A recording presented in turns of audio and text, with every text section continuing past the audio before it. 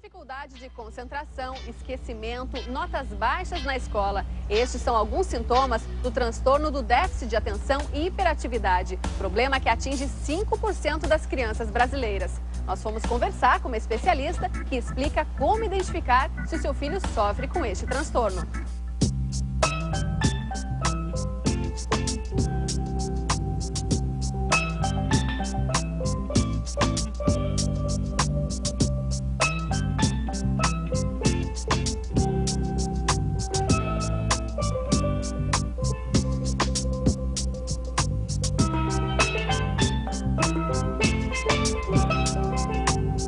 Jorge, como é que é o André Luiz? Ele é hiperativo? Demais. Não para o tempo inteiro correndo, tem que estar sempre atrás dele. O que você faz para extravasar essa energia que ele tem? Trago ele no parquinho, né? Jogo bola com ele, brinco de esconde-esconde. O menino não é fácil. Para dormir, são tranquilos ou tem que gastar bastante energia durante o dia? Olha, tem que sair de manhã, tem que ir para a escola à tarde, extravasar bem, para chegar à noite, tomar um banho, jantar e aí eles capotam. Como é que você faz assim para extravasar o comportamento delas? Não, elas não são hiperativas, mas eu costumo trazê-las ao parque, levar para passear em lugares abertos, para que elas possam brincar bastante, descontrair, porque elas moram em apartamento. E aí eu acho importante elas poderem ter esse espaço para poder expressar-se, brincar, sociabilidade, parte motora. Hiperatividade, na realidade, é saúde, né? Uma criança hiperativa é uma criança com força para viver, força para brincar, força para se interagir com os amiguinhos. Agora, ocorre o que se define, né, como sendo um problema de hiperatividade, é um problema na condução dessa força de vida que a criança tem. Não é problema a criança ter força, desejo de fazer as coisas. Isso nunca é problema. O problema sempre vai estar quando, no contexto em que ela está tendo essa força de vida, os adultos que estão envolvidos com ela, seja os pais, seja os professores, seja a avós, enfim, seja quem está envolvido, não sabe como conduzir, como mediar.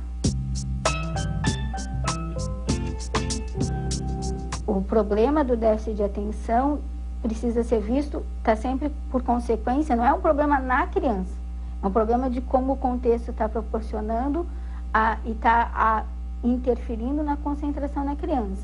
Pode ter vários fatores. Pode ter muita motivação, e isso provocar ansiedade. Pode ter falta de motivação, o contexto não provocar motivação. Pode ter motivações concorrentes, quer dizer, a criança tem que estudar, mas a TV está ligada e ela não consegue se concentrar.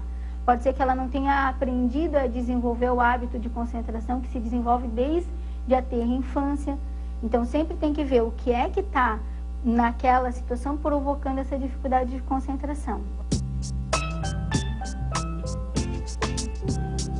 Uma criança que tem essa força de desejo e não está sendo muito bem conduzida nisso, quer dizer, não tem essa diversidade de contextos e de espaços para viver, para se desenvolver, o que vai acontecer? Ela vai, por exemplo, estar na sala de aula, ali, querendo ao mesmo tempo conversar com o amiguinho, brincar com o outro, quer dizer, aí vem o quê? A dispersão, a dificuldade de concentração, que é o que caracteriza o transtorno de déficit de atenção. O que é o transtorno de déficit de atenção?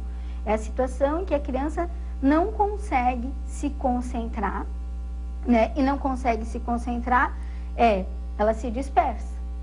Certo? E a dificuldade de concentração e a dispersão estão relacionadas à ansiedade. Então, uma criança hiperativa, se não for bem conduzida nessa força, nessa energia que ela tem, ela pode ficar dispersa, pode ficar com dificuldade de concentração e ansiosa. Traz problema de dificuldade de aprendizagem, porque a criança que não se concentra fica prejudicada no aprendizado. A criança que tem esse problema de se concentrar, começa a ter problema de relação para começar com os pais, que já começam a ficar preocupados e lidar de outra maneira com ela. Ela começa a se perceber diferente dos amiguinhos. Né? Claro que isso faz a criança sofrer, ela ter esse problema. Agora, o problema precisa ser resolvido vendo o que é que está levando ela a entrar nessa dificuldade de concentração ou nesse déficit de atenção.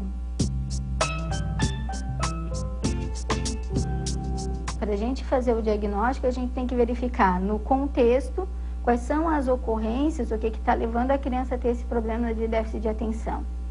Na medida em que se verifica isso, se vai trabalhar com os pais, muitas vezes até pode ser com a própria escola, no sentido de resolver o que é que desse contexto está, vamos dizer assim, dificultando a concentração da criança.